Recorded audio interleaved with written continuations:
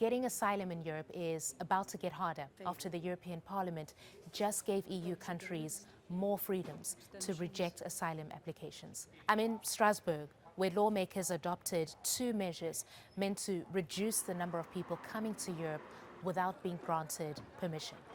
The first is a list of so-called safe countries of origin. As the name implies, these are countries considered to be safe.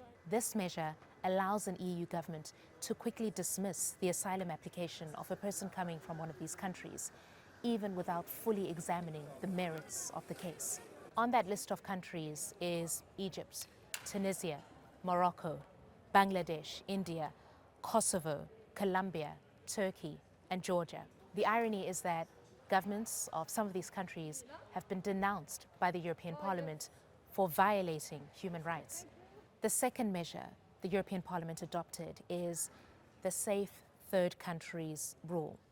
This allows the authorities to send both failed and hopeful asylum seekers to another country, for example, in Africa or the Western Balkans. The key thing here is the connection criteria is no longer mandatory, meaning that an asylum seeker can be sent to a country they've never been to, so long as that country is deemed capable of offering effective protection.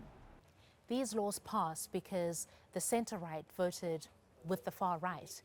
They say Europe's policy of open doors has failed.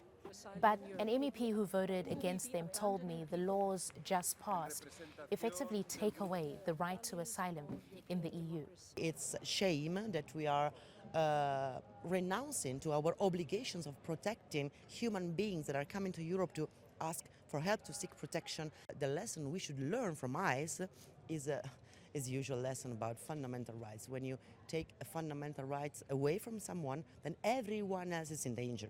The ICE, they started deporting Mexicans and they ended up shooting in the face US citizens. The European Parliament vote is the latest step in the direction Europe is taking, where governments, under pressure from far-right parties rising in the polls, are adopting more restrictive migration policies.